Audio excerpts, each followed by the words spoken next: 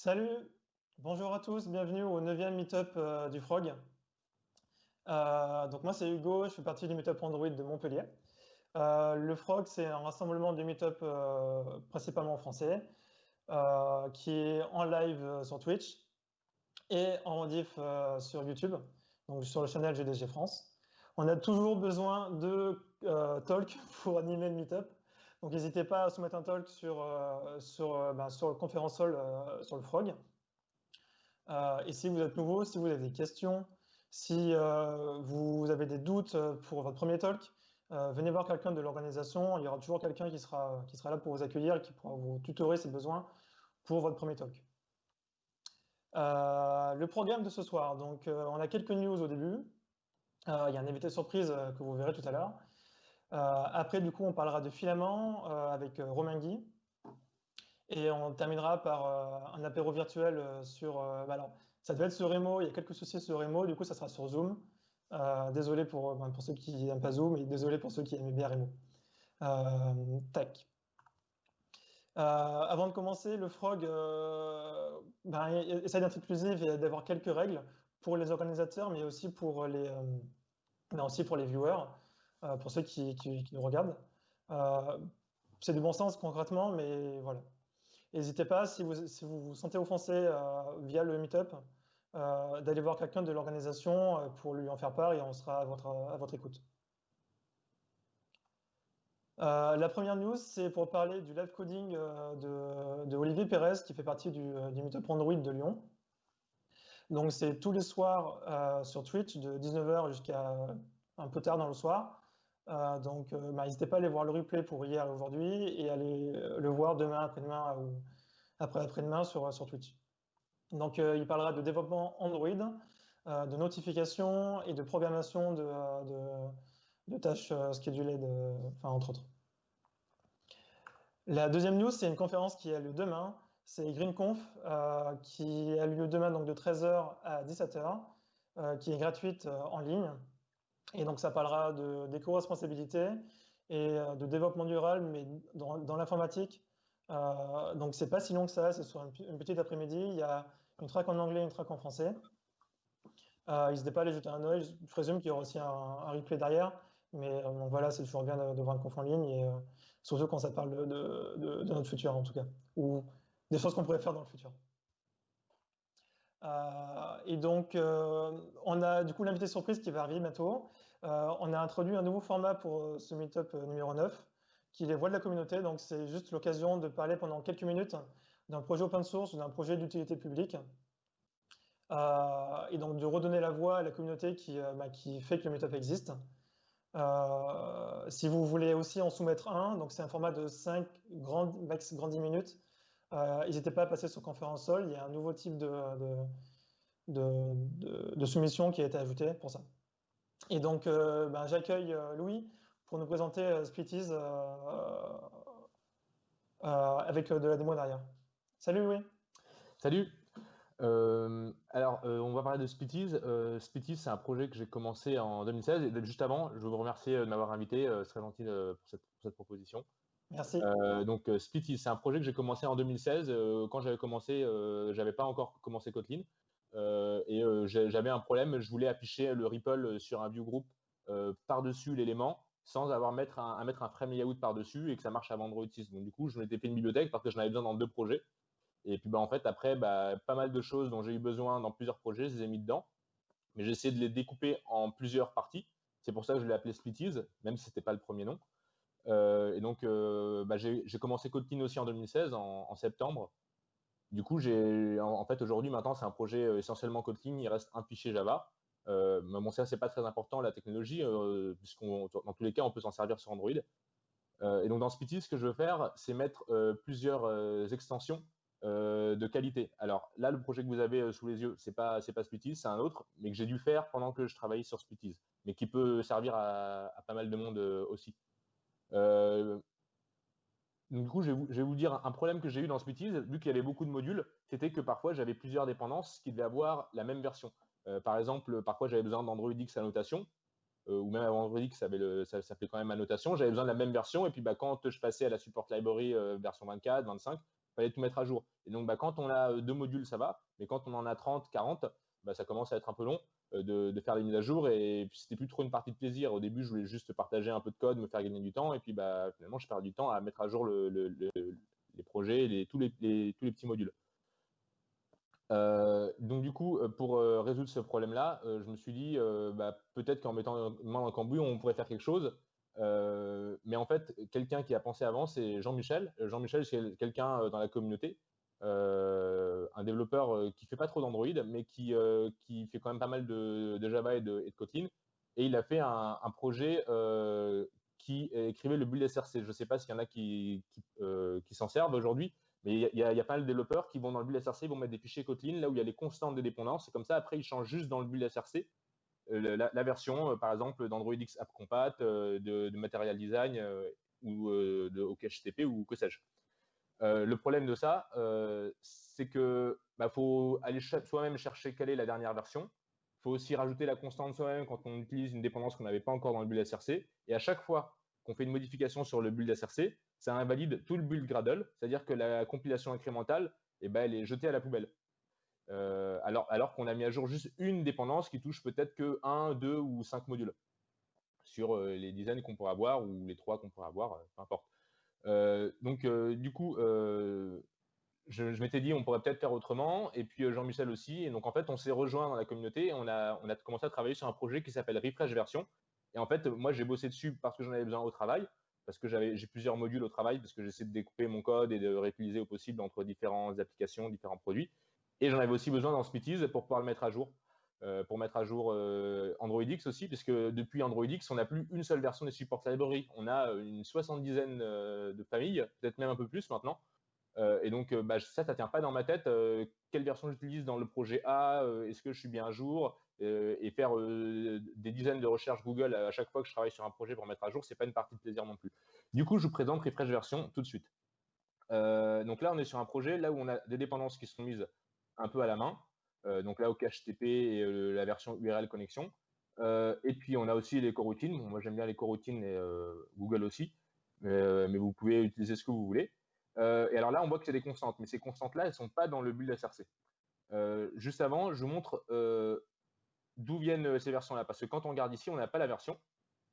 Donc en fait, la version, on la met dans un fichier version.properties. C'est sensiblement la même chose que des gens qui le mettent dans le fichier gradle.properties.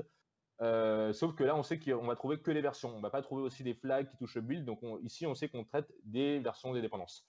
Et donc là, on utilise Kotlin Xcoroutine 1.3.8. Alors en fait, c'est qu'on a un plugin Gradle qui est intégré dans le projet, qui va, via les API Gradle ouvertes, pas les API internes, on n'utilise pas les API internes, on n'a pas envie que ça casse, qui va en fait remplacer ici le placeholder de version. C'est-à-dire, en fait, ici, on a mis un hack, mais qui est autorisé. On en met un underscore, et donc après, ça va faire qu'on va récupérer à la place la version ici, et on va changer la contrainte de version. Et donc après, comment je fais pour savoir? Parce que ça, c'est pas la dernière version de Kotlin Xcoroutine. Et je exécute la tâche refresh version. Donc là, c'est en train de faire en parallèle les appels à tous les repos pour toutes les dépendances. Et donc là, dans quelques secondes, on va avoir la solution de toutes les versions qui sont disponibles. Alors le live stream n'a pas l'air de bien fonctionner avec. Alors là, ça a bien marché, mais on a un warning parce que le Gradle n'est pas à jour et il nous dit comment le mettre à jour. Ça, c'est une fonctionnalité qui va sortir dans la prochaine version. Mais donc du coup, on voit que le fichier version.properties, il a été édité. Et donc en fait, on n'est pas à jour du tout. Et on voit toutes les versions intermédiaires. Mettons qu'ici, il y a un gros changement dans la 4.2.5 que je veux l'éviter, que je veux d'abord regarder si ça marche bien pour la version 4.2.0 de Cotest. Et juste comme ça, avec le clavier, là, je viens de mettre à jour. Je n'ai plus qu'à faire l'import Gradle. Alors là, on est dans IntelliJ, donc ce n'est pas la synchronisation Gradle, ça marche autrement. C'est ici, il faut faire Reload Gradle Project.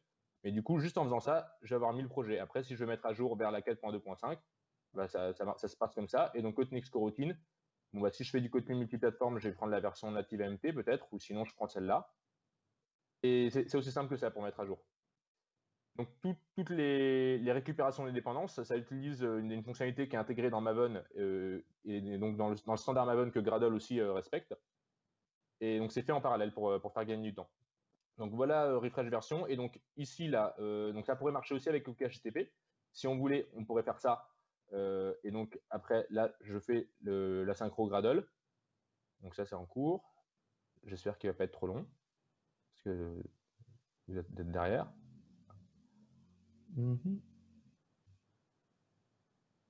Ah, j'ai un repo avec des credentials. C'est pour ça que ça ne marche pas.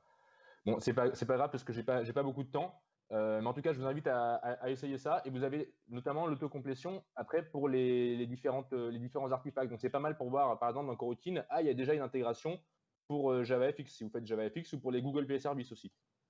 Donc, voilà ce que vous permet de faire refresh version. Et ça permet aussi, pour les coroutines, vous voyez, vous n'avez pas besoin d'avoir toutes les coordonnées Maven. Là, pour tous les artefacts des coroutines, ça va être centralisé. Vous avez la version une seule fois. Et vous mettez une seule fois à jour pour tout le projet. Bon, voilà, j'ai fini de parler de refresh version. Et maintenant, je vais vous parler de Splitties. Alors, Splitties, donc, comme je disais, il y a beaucoup de modules. Enfin, beaucoup, il y en a à peu près 40. Dedans, qu'est-ce qu'on y trouve? On y trouve, par exemple, les systèmes services. Alors, les systèmes services, ça va être, par exemple, l'Activity Manager ou le Vibrator ou différentes fonctionnalités d'Android, là où il faut faire get system service et mettre une constante magique ou mettre une classe. Et bon, parfois, c'est un petit peu long. Et bah, du coup, ce que j'ai fait, c'est que vu qu'en Kotlin, on peut mettre des propriétés top level, et bah, du coup, j'en ai mis pour tous les systèmes services qu'on a. Et je continue de mettre à jour à chaque fois qu'il y a une nouvelle version Android. Même si pour Android 11, j'ai pas encore tout, mais ça va pas tarder. Donc voilà, on a aussi accès à l'application context un peu partout, puisque en fait dans le système c'est un singleton, c'est juste qu'il n'y a pas d'API haut niveau pour le faire, et donc du coup bah, une application peut le faire, et ça on peut le faire encore plus facilement maintenant avec Android X App Startup, que je vais bientôt utiliser dedans. Après, on a aussi les facilitateurs pour faire des intents avec la type safety, la key safety. C'est un anglicisme, je m'excuse. C'est-à-dire que souvent, vous passez une clé et puis j'ai oublié la clé parce que c'était pas dedans. Mais là, en fait, vous avez directement l'autocomplétion. On utilise le companion object de l'activity et dedans, en fait, on va mettre des propriétés. Et grâce à ces propriétés-là, c'est elles qui vont garder la clé et le type de ce dont l'activity a besoin, par exemple. Ça marche aussi pour d'autres types d'intent, comme les broadcast receivers ou les services. Voilà, donc on a des choses autour des intents et des bundles. On a des petites fonctions comme il y avait dans Enco pour faire des toasts, pour faire des snack bars avec juste une ligne de code. On a aussi des facilitateurs pour faire des bots de dialogue avec les API Alert Dialogue. On a une manière de demander des permissions avec une seule ligne de code et en gérant les cas d'utilisateur qui dit ne plus jamais demander. On peut rediriger dans les paramètres. Alors ça marche avec les coroutines, hein, sinon ça ne pourrait pas fonctionner. Donc ça permet grandement de faciliter les requêtes de permission. Et donc vous pouvez choisir si vous voulez utiliser, comment vous implémentez l'interface. Mais après, en fait, vous passez différentes lambdas pour gérer les différents cas. Et après ça, vous faites une extension à vous dans votre projet que vous appelez juste une fois, vous passez la permission et ça vous fera toujours la même logique. Donc ça évite de polluer votre code parce que vous avez besoin de la permission caméra ou de la permission contact pour une action X ou Y. Après, on a des extensions pour les views. Alors découpé pour plusieurs choses. Donc on a l'extension de base, par exemple pour avoir text resource pour la text view. Mais on en a aussi après des extensions un peu plus poussées, sans être pour autant très compliquées, comme avec les coroutines. Avec les coroutines, on peut par exemple attendre un clic et surtout ce qui est intéressant, c'est que quand on attend le clic, on sait que le bouton il faut qu'il soit activé et qu'après il doit être désactivé. Et du coup, c'est justement le comportement par défaut que vous avez dans l'extension await one click dans Views Coroutines. Vous avez aussi d'autres choses, un peu comme les Enco Layouts, qui vous permettent déjà de faire des interfaces avec du code. Alors Jetpack Compose, c'est mieux, mais Jetpack Compose, ça ne marche pas toujours dans tous les projets pour le moment, parce que c'est encore en alpha. Donc moi, je vais bientôt m'en servir quand ça compilera sur mon projet. Mais en attendant, ça fait quelques années, 2 ans et quelques, que je fais mes vues avec du code et avec Views DSL. Du coup, j'ai voulu le partager parce que vu que ça m'a pris du temps, je me suis dit c'est bête qu'on soit plusieurs à prendre le temps de le faire. Et j'étais inspiré beaucoup par Enco, donc merci à Enco qui a été un grand inspirateur, et merci aussi à Doug Stevenson qui travaillait chez Google et chez Firebase il fut un temps, qui avait fait quelques expérimentations avec ça et dont je m'étais inspiré. Voilà, bon après il y a encore d'autres choses, et il y a certains splits, comme je les appelle, donc des bouts de splitties qui sont multiplateformes. Donc par exemple, si vous voulez savoir si vous êtes sur le main thread, ça peut être utile pour des vrais cas d'usage ou pour débugger, et ce code-là, vous pouvez le mettre dans du code common sur iOS, sur macOS, sur Android bien évidemment. Aussi en JS. Bon, en JS, ce sera toujours, vous êtes sur le main thread puisqu'il n'y a qu'un seul thread en JS. Vous avez aussi des opérations sur les bits pour savoir s'il y a un flag. En Android, on en a pas mal, parfois des API là où on a des entiers qui sont des flags binaires. Voilà. Donc, ce que je vous invite, s'il y a des extensions comme ça, vous vous êtes dit je l'ai fait à la main, peut-être qu'elle n'est pas terrible, ou alors peut-être qu'elle est bien, mais vous êtes curieux des extensions qu'on peut faire, n'hésitez pas à regarder dans Spitties. C'est une bibliothèque que je maintiens activement et que je compte maintenir activement encore pour tant que ce ne sera pas dans Android X ou dans d'autres bibliothèques meilleures peut-être. Voilà, merci à vous pour votre attention et puis n'hésitez pas à poser des questions, à faire des retours. Je suis disponible sur le Slack Android Dev FR, aussi sur le Slack Kotlin, sur Twitter en message privé, c'est ouvert. Dans les issues GitHub, si vous trouvez un bug, je serais content de le comprendre et d'analyser. Et puis si refresh version vous intéresse, je vous suggère sur GitHub de souscrire aux mises à jour de version. Vous cliquez sur Watch et après il y a un bouton juste les versions, juste les nouvelles sorties. Parce que je vais bientôt sortir une nouvelle version qui va apporter quelques améliorations, notamment corriger, je plaide coupable, une fuite de mémoire dans vos builds Gradle qui avait des impacts sur le Gradle démon. J'en étais victime. Mais voilà, il y a déjà quelques utilisateurs de refresh version qui sont très contents malgré ça, et moi compris. Bonne journée à vous et puis on va écouter Romain bientôt. Ça marche. Super. Merci beaucoup, Louis. Merci à vous. Et donc, du coup, si vous voulez poser des questions à Louis, n'hésitez pas à lui poser soit sur Twitch, comme on l'a dit, ou dans les autres channels. Et on va, juste avant d'introduire Romain, parler de Slido. Donc, si vous avez des questions sur le talk de Romain, n'hésitez pas à aller sur slido.com avec l'ID qui est indiqué, ou sur le lien qui est dans Twitch. Il y a bien quelqu'un de l'orga qui le mettra. Et du coup, on y répondra à la fin du talk de Romain. Et donc, je laisse place à Romain pour parler de Filament. Salut Romain. Bonjour, merci. Et enfin, plutôt bonsoir pour tous ceux qui sont en France. Ok, donc j'ai pas mal de slides, donc on va commencer directement. Donc aujourd'hui, je vais vous parler de Filament, qui est un moteur de rendu 3D temps réel, qui est un projet open source dont je m'occupe à Google. Et j'ai 3 autres ingénieurs qui bossent dessus avec. J'avoue que ces derniers temps, j'écris plus beaucoup de code, mais quand j'écris du code, c'est sur ce projet-là. Donc, Filament est un projet, comme j'ai dit, qui est open source. Il est disponible sur GitHub. Il est sur licence Apache 2.0. On est assez actif. Maintenant, on fait des releases chaque semaine. Donc, si vous avez besoin de bug fix ou de feature request, vous les aurez très rapidement. Et il est utilisé aujourd'hui en interne chez Google dans différents projets. Alors, des projets dont je ne peux pas encore parler, mais des projets qui sont déjà disponibles. C'est notamment utilisé pas mal pour la réalité augmentée. Donc là, vous avez quelques exemples à l'écran. Donc à gauche, c'est les recherches Google. Donc si vous faites des recherches, par exemple, sur les dinosaures ou les chiens, vous aurez un petit bouton pour les afficher en 3D et les afficher en réalité augmentée. Donc derrière, c'est Filament qui fait ça. Au centre, c'est quelque chose qui avait été fait par les équipes à Paris. C'était un partenariat avec donc le Arts Institute. Ils avaient fait une exposition spéciale pour un peintre. Donc ils avaient recréé une sorte de musée en 3D temps réel, en réalité augmentée. Donc ça permettait de regarder les tableaux en fait de très très près. Ils avaient des scans très très détaillés, presque au niveau microscopique. Donc c'était assez intéressant. Et à droite, c'est dans Google Maps. Donc si vous faites de la navigation en réalité augmentée dans Google Maps, donc ça utilise Filament. Alors Filament plus en détail. Donc c'est une bibliothèque pour Android, mais en fait elle est aussi multiplateforme. Donc on gère Android, iOS, Windows, Linux, macOS et le web. Vous avez besoin de WebGL 2.0 pour que ça marche. Donc ça ne marche pas encore dans Safari, mais Safari va bientôt gérer le WebGL 2.0. Si vous allez dans les options développeurs, vous pouvez l'activer de manière expérimentale.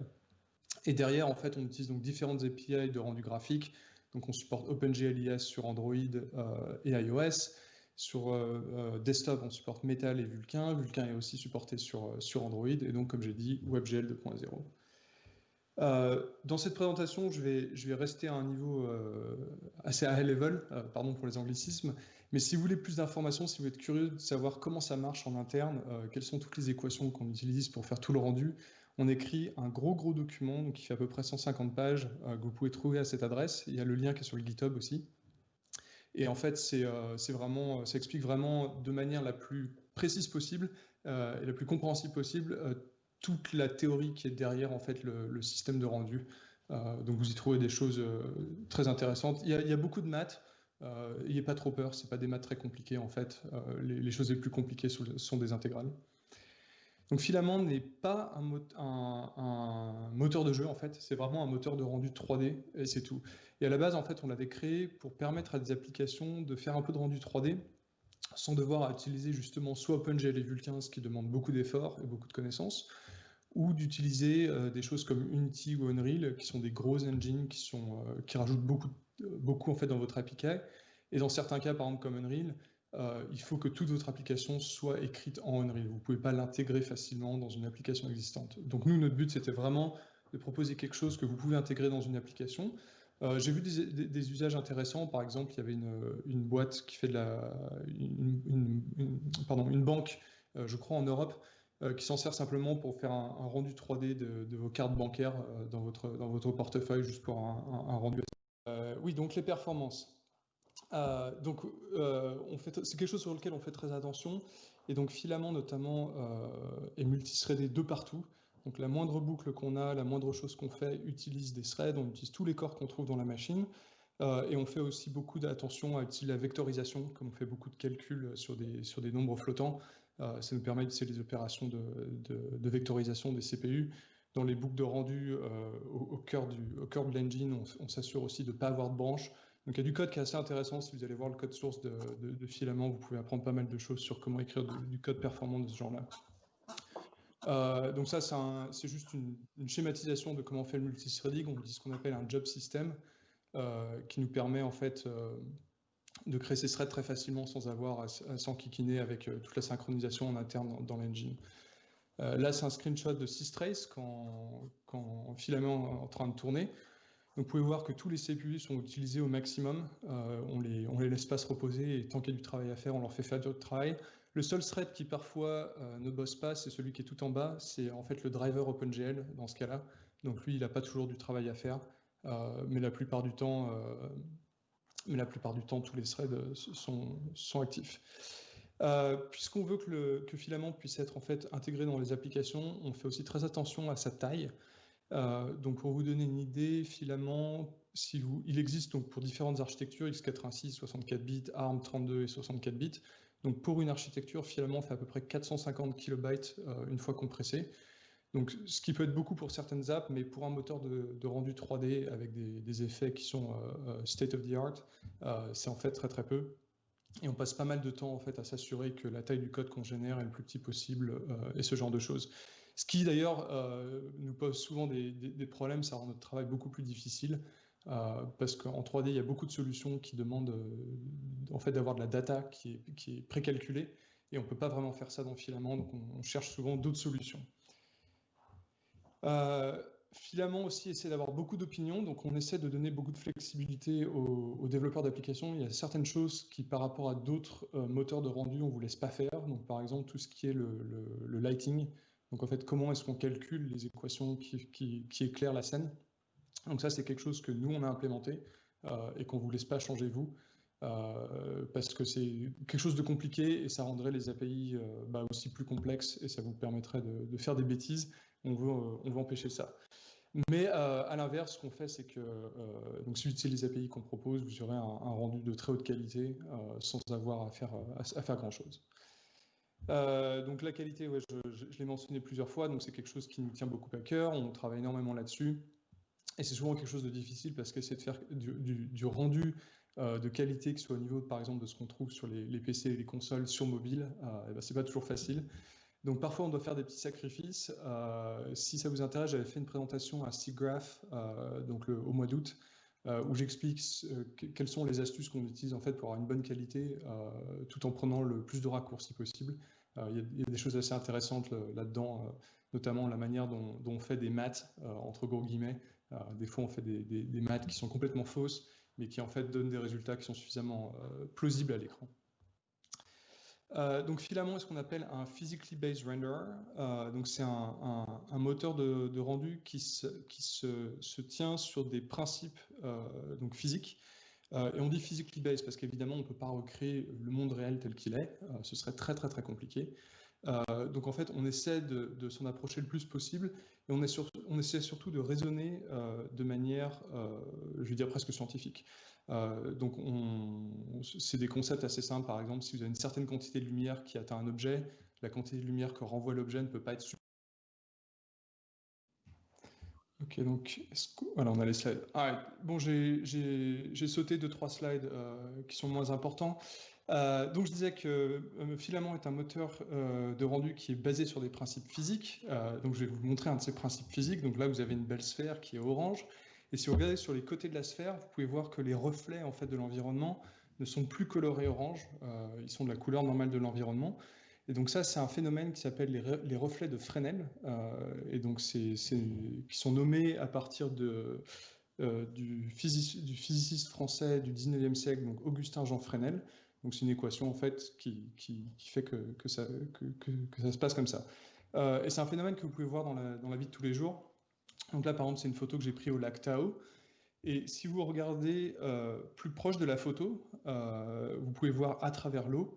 Mais au fond de la photo, vous voyez en fait que les reflets. Donc c'est exactement le même phénomène que ce qu'on vient de voir sur la sphère. Donc là, c'est un exemple de tout un tas de matériaux en fait qu'on peut faire avec Filament. Vous pouvez en faire beaucoup d'autres, mais vous voyez des exemples. Là, il y a des métaux, il y a du bois, il y a de la fibre de carbone, des peintures métalliques, de la pierre, du sol, de la mousse.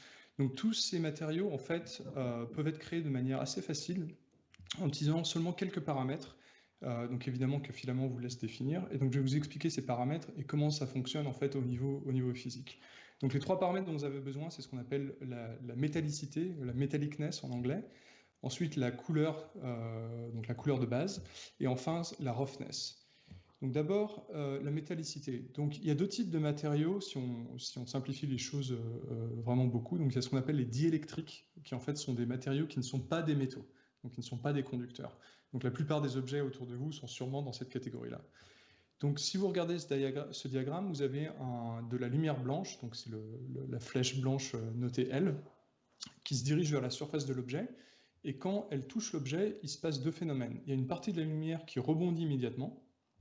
Donc ça, c'est ce qu'on appelle des reflets achromatiques. Et c'est ce que vous voyez avec l'effet de Fresnel sur la sphère qu'on vient de voir. Sur les bords de la sphère, en fait, c'est ce que vous observez. Et une partie de la lumière, en fait, va être absorbée à l'intérieur de l'objet, va se diffuser dans l'objet, rebondir un peu dans tous les sens, que l'intérieur d'un objet, en fait, c'est plein de... Vous pouvez voir ça comme plein de petits miroirs. Une partie de la lumière va être complètement absorbée. Donc dans ce cas-là, la lumière bleue, par exemple, et la lumière verte va être particulièrement absorbée. Et une certaine quantité de lumière va ressortir de l'objet. Et en fait, c'est ça qui donne la couleur qu'on voit d'un objet. Donc dans le cas de notre sphère orange, qui était un peu une sphère en plastique, une partie de la lumière a été absorbée dans l'objet, une partie est ressortie. Donc la lumière qui rebondit directement, la lumière blanche, c'est ce qu'on appelle la lumière spéculaire, et la lumière qui est absorbée, diffusée et qui ressort de l'objet à d'autres endroits, c'est ce qu'on appelle la lumière diffuse. Et à partir de ces 2 composants, donc spéculaire et diffuse, on peut créer tout un tas de matériaux. Donc si on revient sur notre exemple de sphère orange, vous pouvez voir qu'en fait, il y a des reflets qui sont achromatiques, donc les reflets blancs, donc c'est la lumière qui rebondit directement, et une partie de la lumière qui, comme je l'ai dit, donc rentre dans l'objet, est diffusée, ressort et prend la couleur de l'objet. Maintenant, les métaux marchent de manière un peu différente. Le phénomène est un petit peu plus simple. En fait, quand la lumière atteint l'objet, il y a une partie de la lumière qui est directement absorbée, donc dans ce cas-là, la lumière bleue et la lumière verte, et une partie de la lumière qui ressort directement. Et donc, en fait, ça veut dire que les métaux n'ont que des reflets. En fait, ils n'ont que de la lumière qu'on dit spéculaire. Ils n'ont pas cet aspect diffus qui donne une couleur à l'objet. Et donc, si on prend la même sphère orange qu'on vient de voir, mais on la rend métallique, vous pouvez voir la différence. Maintenant, tous les reflets sont orange, en fait, sauf sur les bords. On a donc cet effet de Fresnel, où en fait toute la lumière rebondit directement, il n'y a aucune absorption, et donc il n'y a pas de reflet chromatique. Et donc ça peut paraître bizarre. D'ailleurs, quand je travaillais là-dessus, au début, j'étais pas sûr, est-ce que sur les côtés, il faut vraiment que les choses ne soient plus orange? Et je bossais là-dessus, c'était les fêtes de Noël, et j'ai remarqué cette boule sur mon sapin, donc j'ai pris une photo, j'utilise là 2 appareils Android. Donc il y en a un que j'utilise pour éclairer le bord de la boule de Noël sur le côté, et un autre que j'utilise pour prendre la photo, donc c'est une boule métallique verte, et vous pouvez voir que sur les côtés, effectivement, les reflets ne sont plus verts, et ils sont en fait de la couleur de l'environnement, donc on voit le rose orange du téléphone que j'utilisais pour éclairer. Donc c'est ce que je voulais dire quand Filament est basé sur des phénomènes physiques, si on essaie vraiment de recréer des choses qui arrivent en fait autour de nous tous les jours. Donc ensuite, j'ai dit, il y a la couleur de base, donc la base color. Donc cette couleur, en fait, suivant votre type d'objet, elle définit deux choses différentes. Donc pour les objets qui ne sont pas des métaux, c'est donc la lumière diffuse, et tous les reflets seront de couleur blanche. Et pour les métaux, en fait, ça définit la couleur des reflets, donc la couleur spéculaire. Là, c'est un exemple en fait de couleurs de différents types de matériaux qu'on trouve dans le monde réel. Et ça, vous pouvez trouver ce diagramme sur le GitHub de Filament. Ce qui est intéressant en fait, c'est que si on regarde la luminosité des différents matériaux, les métaux ont toujours une luminosité très élevée, donc on peut le voir en haut. C'est une luminosité entre 170 et 255, donc sur une échelle de 0 à 255. Et les non-métaux sont à peu près entre 10 et 240. Donc si vous voulez créer vos propres couleurs, suivant ce que vous faites des métaux ou des non-métaux, vous allez vouloir vous en tenir à un de ces deux ranges.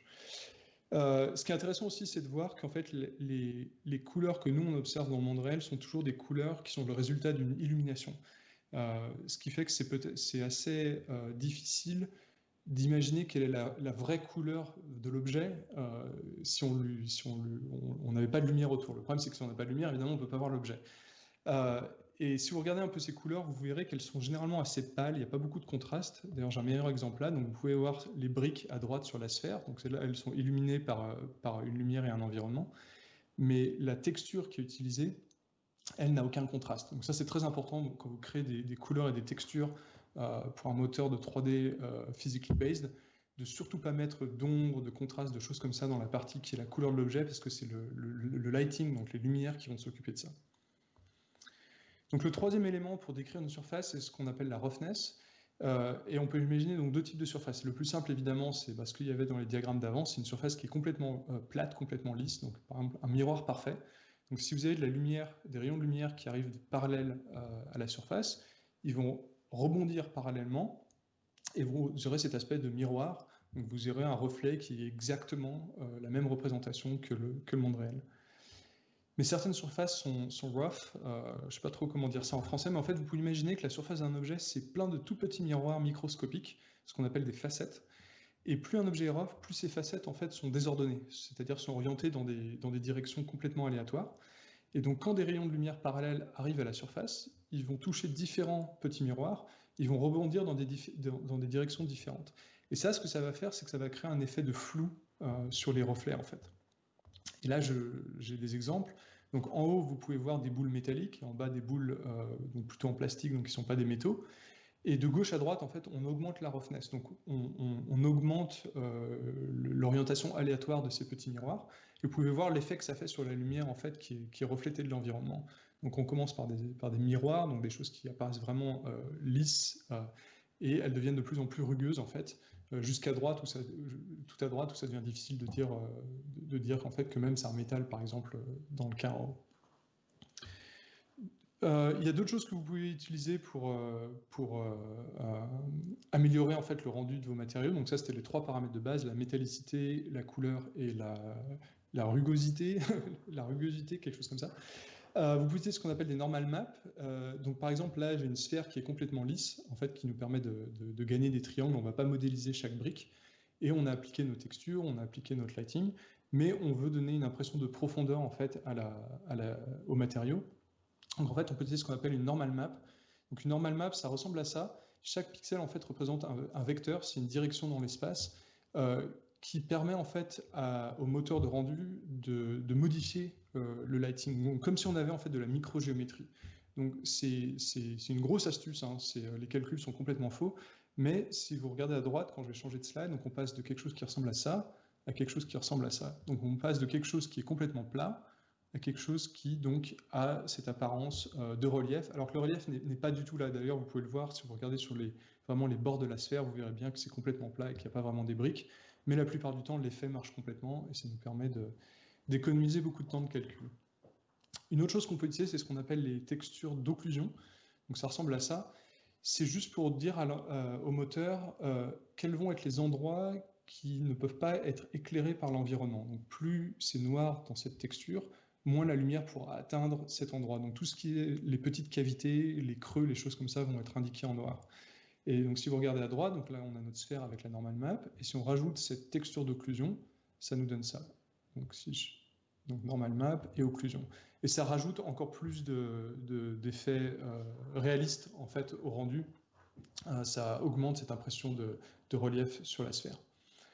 Donc si vous voulez créer un matériau complet, généralement ce sont ces textures-là qu'on utilise. Donc dans cet exemple, j'ai une texture de métallicité. Donc quand c'est blanc, c'est un métal, quand c'est noir, c'est pas un métal. Ensuite, j'ai une couleur de base. Dans ce cas-là, c'est un peu orangeâtre et j'ai des bouts en noir. Ensuite, on a la roughness. On va avoir des endroits qui sont très lisses et d'autres endroits qui ne le sont pas. Ensuite, la normal map et la map d'ambient occlusion. Et quand on les combine tout ensemble, ça nous permet de créer des matériaux en fait à l'apparence très complexes, comme ici, où on a des espèces de tuiles en cuivre, donc orangées, avec des bouts qui manquent, qui elles ne sont pas métalliques. Et vous pouvez voir que les reflets à ces endroits-là ne sont pas aussi évidents, puisque ce sont aussi des endroits que j'ai marqués comme étant rough.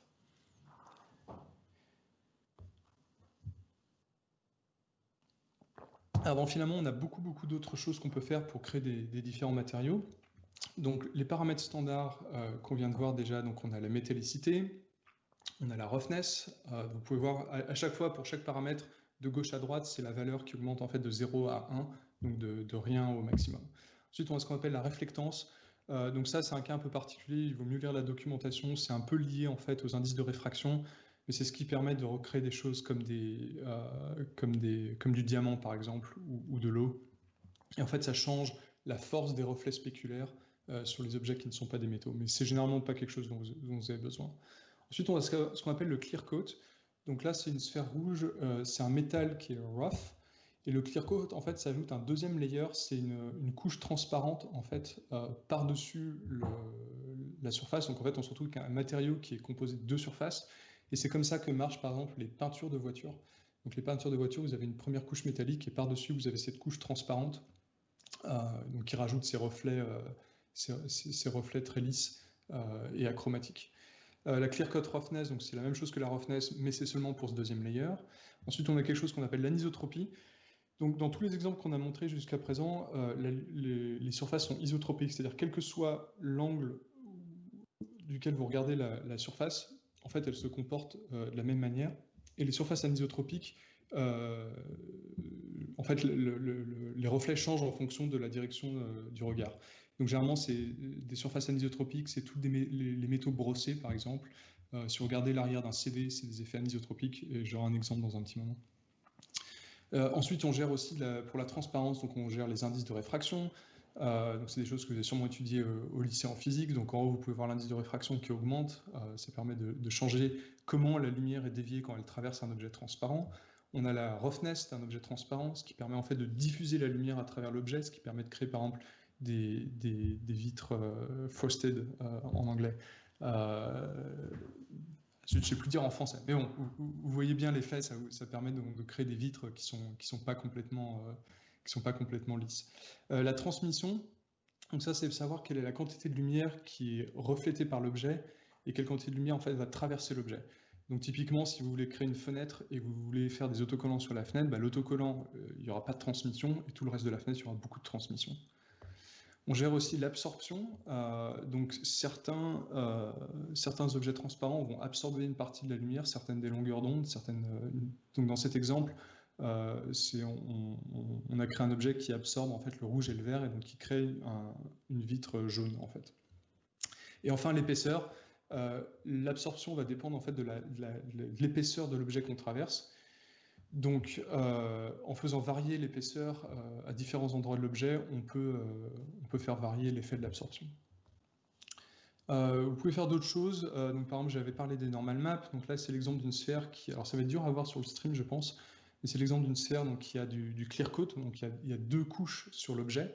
En fait, on peut avoir une normal map sur les deux couches. Donc là, on a des égratignures qui sont sur la couche clear coat. Mais on a aussi une normal map sur la couche qui est en dessous. Donc j'ai parlé de l'anisotropie. Donc l'anisotropie, vous pouvez choisir sa direction, donc ça peut être horizontal ou vertical. Et si vous utilisez une texture pour dessiner l'anisotropie, ça vous permet de faire des effets de ce genre-là, Donc par exemple, là ce sera un cuivre brossé. Ça vous permet de ces reflets qui changent en fonction de la position de l'objet. Il y a tout un tas d'autres features, de fonctionnalités, je ne vais pas tout en parler. Donc par exemple, ça c'est l'émission. Donc ça permet de créer des objets qui émettent de la lumière.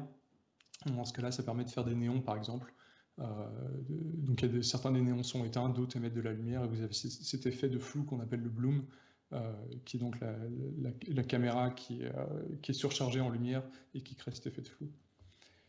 On gère aussi ce qu'on appelle le scattering, c'est la diffusion à travers les objets. Donc là, ça nous permet de créer des objets qui sont pas transparents, mais qu'on appelle translucents, en fait, qui laissent passer une partie de la lumière, on ne peut pas vraiment voir à travers. Donc ça, c'est un exemple un peu forcé. Si vous imaginez une statue faite d'une sorte de marbre assez fin ou de cire, ce sont des exemples de matériaux translucents, ça vous donne cet effet-là. Et là, vous pouvez voir à gauche, donc c'est un marbre qui n'est pas translucent, et à droite, c'est le même marbre, mais avec l'effet de translucence qui est appliqué, et ça permet de donner un effet beaucoup plus naturel à certains types d'objets. Vous pouvez aussi créer des vêtements, en fait, tout un tas de tissus. Donc ça, c'est un exemple de comment créer quelque chose qui ressemble plus à du velours ou à du satin.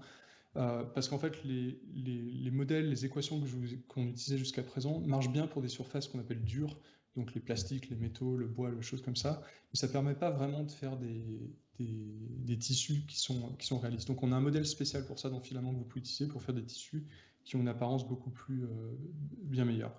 Donc ça, c'est un exemple, par exemple, si vous voulez faire du jean, si vous utilisez le modèle normal donc de surface dure, ça ressemblera à ça. Et si vous regardez, en fait, ça a une apparence un peu plastique, parce qu'il y a pas mal de reflets, mais en fait, les vêtements reflètent très peu, parce qu'ils sont composés de plein de microfibres, et ces microfibres, en fait, absorbent beaucoup la lumière ou la renvoient dans des directions à l'intérieur du vêtement, donc il y a très peu de reflets qui ressortent. Donc si on utilisait à la place le modèle de vêtement, de tissu, ça nous donne ça. Donc si je change, vous pouvez voir qu'il y a beaucoup moins de reflets à la surface de l'objet, et ça lui donne une apparence beaucoup plus naturelle. Donc on a beaucoup d'autres fonctionnalités pour les matériaux. Vous pouvez créer des choses vraiment très compliquées. On a une documentation très complète sur les matériaux et comment les paramétrer. Donc le lien est sur le GitHub aussi, mais vous avez l'URL directement là. Ensuite, il y a tout un tas d'autres fonctionnalités que vous pouvez activer pour améliorer l'apparence de vos rendus. Donc, par exemple, le premier, c'est ce qu'on appelle l'occlusion ambiante, l'ambient occlusion. Donc ça nous permet de modéliser en fait quand vous avez une lumière dans une scène, donc on peut créer des ombres, mais en fait il y a des ombres qui devraient être générées par la lumière qui en fait rebondit un peu partout dans l'environnement. Donc ça c'est ce qu'on appelle la lumière ambiante, et l'occlusion ambiante nous permet de modéliser, alors c'est un gros hack, mais ça nous permet de modéliser un peu ça. Donc ça c'est une scène sans occlusion ambiante, et la même scène avec. Vous pouvez voir la différence, par exemple si vous regardez sous le scooter ou au pied du menu à gauche, vous pouvez voir l'effet que ça donne. Ça crée ces espèces d'ombres très diffuses et qui permettent de donner aux objets là, vraiment l'impression qu'ils sont posés sur quelque chose. Sans l'occlusion ambiante, ils flottent un peu au-dessus du sol. Avec l'occlusion ambiante, on permet d'avoir ces ombres assez subtiles qui rendent la scène beaucoup plus réaliste. On a un autre type d'occlusion ambiante. En fait, dans certains cas, la lumière, comme j'ai dit, elle peut rebondir dans l'environnement. Et dans certains cas, la lumière, si elle est assez forte ou qu'autour de vous, vous avez des murs, par exemple, qui sont assez réfléchissants, c'est un peu comme s'il y avait une deuxième source de lumière qui va créer en fait une nouvelle ombre. Donc on gère ça aussi dans Filament. Donc là, par exemple, on a une voiture posée sur un sol. L'occlusion ambiante est activée. On peut quand même voir qu'il n'y a pas assez d'ombre sous la voiture. Et ça, on peut le modéliser avec une autre fonctionnalité, et ce qui nous permet d'obtenir ça. Donc ça nous donne des ombres vraiment très diffuses et qui améliorent beaucoup le rendu dans ce cas-là. Vous pouvez voir l'effet aussi à l'intérieur de la voiture ou sous le miroir sur le côté, sur la porte. Vous pouvez voir l'effet que ça donne. Une autre fonctionnalité, par exemple, c'est ce qu'on appelle les bent normals ou les normales tordues. Donc si vous regardez cet exemple d'une tête, si vous regardez par exemple sur les oreilles ou dans les narines, vous verrez qu'il y a beaucoup de lumière, notamment dans les narines. Il y a de la lumière qui ne devrait pas être là, parce que les narines normalement font de l'ombre à l'intérieur des narines. Le nez fait de l'ombre.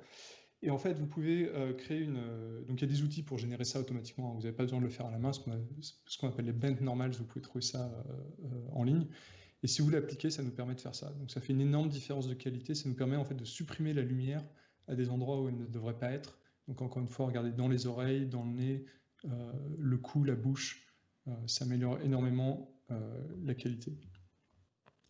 On a ce qu'on appelle le support du depth of field, donc c'est pour simuler des caméras physiques qui ont des ouvertures très grandes. Donc ça donne cet effet de flou. Vous pouvez choisir où mettre le point de focus dans la scène. Donc ça c'est un effet qui marche très bien, mais qui est très coûteux par contre, que je ne vous recommande pas forcément d'activer tout le temps, mais si par exemple vous utilisez finalement dans votre application et que vous voulez permettre à l'utilisateur de prendre une photo ou d'exporter une image, c'est quelque chose d'intéressant à activer. On peut aussi faire des effets plus subtils. Donc, par exemple, si on reprend la tête qu'on était en train de voir, si vous regardez encore une fois, par exemple, autour du nez, de la bouche, des oreilles, etc., vous verrez qu'il y a pas mal d'ombres, mais les ombres sont assez grises. En fait, ce qui se passe dans la réalité, c'est que donc, la lumière rebondit un peu de partout. Par exemple, si elle atteint votre oreille, elle va remonter un peu dans l'oreille. Et en fait, en réalité, il y a moins d'ombres que ça. Le problème, c'est qu'en fait, de la 3D temps réel, c'est très difficile de simuler ce genre d'effet. Donc on a une fonctionnalité que vous pouvez activer qui permet de simuler ça. Donc si je bascule entre l'un et l'autre, vous pouvez voir l'effet que ça donne. Ça assombrit moins certaines zones, donc par exemple, encore une fois les oreilles, les yeux, le nez, et ça rajoute en fait un peu de couleur qui était perdue à cause des ombres. On a aussi des effets qu'on appelle de post-processing. Donc vous pouvez par exemple dans ce cas-là, j'ai appliqué un effet de vignette, qui est un effet qui est assez traditionnel en photo. Vous pouvez modifier les canaux RGB, vous pouvez modifier les ombres, les highlights, les midtones, vous pouvez changer la saturation, le contraste. Donc, par exemple, ça vous permet de faire des effets comme ça. Donc ça, ce sont tous des outils qui en fait sont modélisés pour ressembler à ce que vous avez dans Photoshop ou dans Lightroom, si vous êtes familier avec ce genre d'outils. Et ça vous permet, et vous pouvez évidemment animer ce genre de valeur, ce qui vous permet de faire des effets intéressants. Un autre effet d'ombre qu'on a, c'est ce qu'on appelle les ombres de contact. Donc ça, c'est un peu une technique de lancer de rayons, donc de ray tracing. Donc les techniques d'ombrage classiques, en fait, ne marchent pas bien pour tous les petits détails. Et ça, c'est une solution qui permet qui est un peu moins jolie, parce ça fait des ombres qui sont pas parfaites, mais qui permet de rajouter des ombres sur plein de petits détails. Donc là, vous pouvez le voir dans cette scène, quand je l'active et que je le désactive, notamment par exemple autour de la porte, sous les chaises. Vous pouvez voir, il y a tout un tas d'ombres qui apparaissent quand on active cette fonctionnalité. Alors cette image-là, je ne sais pas si elle va bien marcher sur le stream. Et donc un des problèmes qu'on a quand on fait du rendu physically based, c'est qu'on a beaucoup de problèmes d'aliasing, parce qu'en fait on modélise des énergies qui sont assez grosses, et ça donne souvent donc, ces effets d'aliasing qui sont pas très jolis à voir. Donc vous pouvez activer une fonctionnalité spéciale on a différents types d'anti-aliasing, mais ça c'est un anti-aliasing qui est vraiment pour les matériaux. Et donc si je bascule entre l'un et l'autre, voilà, vous pouvez voir les différences. Donc regardez par exemple sur tous les bords ou les creux de la sphère, vous pouvez voir que l'aliasing disparaît et ça améliore grandement la qualité de vos images. Alors maintenant je vais vous montrer du code. Donc comment utiliser Filament. Et pour ça, en fait, on va utiliser un format de fichier qui s'appelle le GLTF. Alors, Filament lui-même ne gère pas, n'impose aucun format de fichier. Filament n'a pas de format de fichier, mais on a des bibliothèques optionnelles qui vous permettent de gérer 2-3 formats de fichiers qui sont assez communs. Et l'un d'entre eux, c'est le GLTF. Donc, le GLTF, c'est intéressant parce que c'est un standard défini par Khronos. Donc, Khronos, c'est l'organisme qui définit OpenGL et Vulkan. Je fais partie moi-même des groupes de travail qui essaient de définir les prochaines versions de GLTF. Et c'est un format qui est donc ouvert, open, et qui est géré par beaucoup d'outils, en fait, d'outils de modélisation 3D, de moteurs de rendu, etc. Donc c'est assez facile d'obtenir des fichiers GLTF. Si vous travaillez avec des artistes ou vous voulez acheter des objets, vous en trouverez dans ce format. Et c'est un format, en fait, qui gère beaucoup de fonctionnalités qu'on a dans Filament. Alors pas toutes, mais une bonne partie et au moins les plus importantes. Et c'est un format qui en plus peut être assez efficace et qui est assez facile à modifier à la main. Donc un bon endroit pour commencer, il y a un site qui s'appelle Sketchfab, donc sketchfab.com, qui est d'ailleurs une boîte française, qui permet à des artistes en fait de partager leurs créations. Et sur Sketchfab, vous pouvez trouver beaucoup d'objets à télécharger et à télécharger au format GLTF. Donc si vous regardez là sur les vignettes, toutes celles qui ont un petit icône en haut à droite de flèche vers le bas, c'est des objets que vous pouvez télécharger. Donc, si vous les téléchargez au format GLTF, vous pouvez les intégrer directement dans votre application avec Filament. Et il y a aussi des objets que vous pouvez acheter, donc il y a des objets de très très haute qualité. Donc si vous cherchez quelque chose de vraiment spécial pour votre application, généralement ça ne coûte pas très cher. Les objets ils peuvent coûter $20, $10. Donc ça vaut souvent le coup. J'utilise beaucoup Sketchfab pour télécharger des objets gratuits pour faire mes propres tests dans Filament. Donc comme j'ai dit, il y a plein d'outils qui gèrent le GLTF, donc par exemple Blender, qui est donc un outil de modélisation, de rendu 3D, d'animation, ça fait de la 2D même maintenant, open source et gratuit, que je vous recommande vivement, notamment les dernières versions, les versions depuis la version 2.80, ils ont beaucoup amélioré l'interface graphique et c'est un outil qui est vraiment très très très très puissant.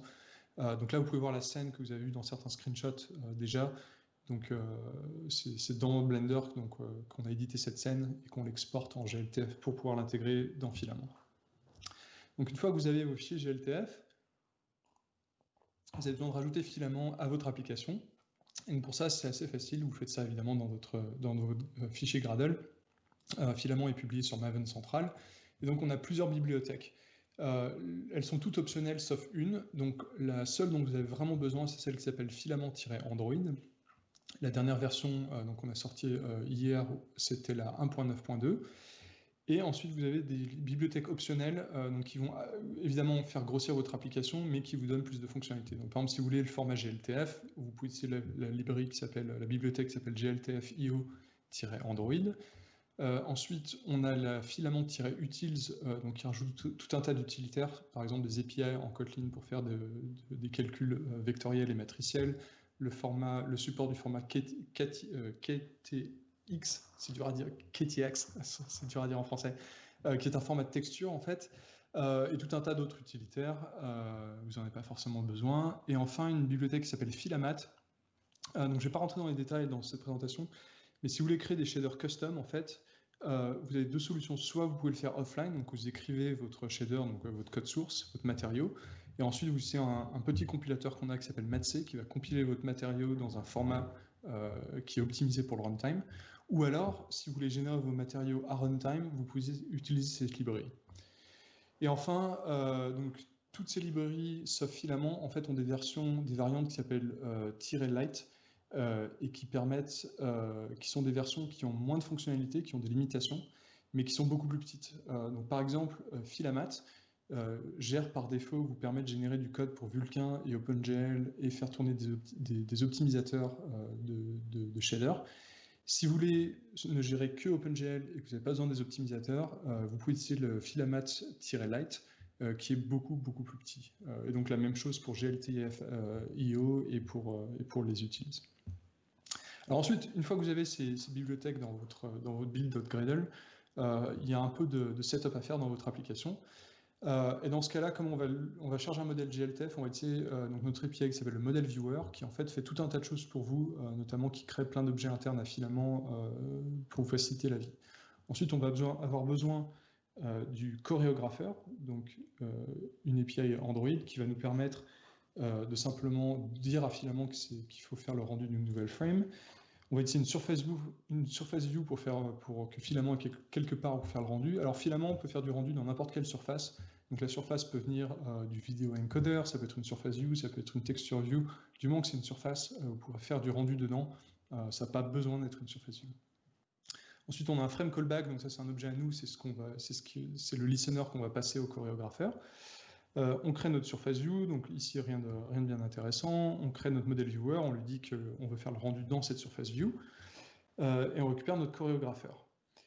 Ensuite, on va avoir besoin de gérer ce chorégrapheur, donc c'est simplement dans le lifecycle de votre activité, vous allez devoir scheduler le frame callback pour le chorégrapheur, l'enlever quand l'application est mise en pause ou quand elle est détruite. Et le callback du chorégrapheur en fait est très très simple. Il va simplement se poster lui-même, donc c'est ça qui va vous permettre de faire du rendu continu, et plus tard de faire des animations. Et ensuite, on va dire au model viewer qu'il est temps de faire le rendu d'une nouvelle frame, et donc on lui passe le temps courant qui nous est donné par le chorégrapheur. Et ça, c'est important pour une fonctionnalité dont je vais parler dans un petit moment. Ensuite, on va commencer très très simple. On va simplement créer ce qu'on appelle une skybox. Donc une skybox, en fait, c'est le fond qu'on voit dans les différents screenshots. Et là, on va faire une skybox en fait qui est une couleur unie. Donc on va accéder à l'engine. Donc l'engine, c'est l'objet le plus important de Filament, c'est ce qui vous permet de créer tous les autres objets. On va récupérer la scène, donc c'est là où on place les objets dont on veut faire le rendu. Et on va simplement créer une nouvelle skybox. Donc à peu près tous les objets dans Filament utilisent un builder. Donc on va lui mettre une couleur unie. Et ensuite, on va construire cette skybox pour l'engine qu'on utilise. Et on va assigner la skybox à la scène.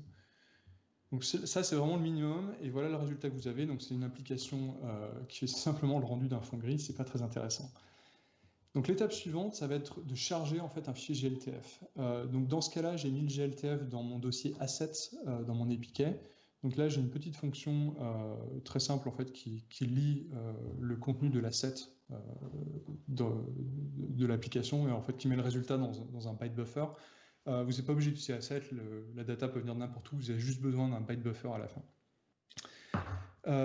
Et ensuite, pour loader l'asset lui-même, donc on va simplement appeler cette fonction, lui dire de loader le fichier .gltf.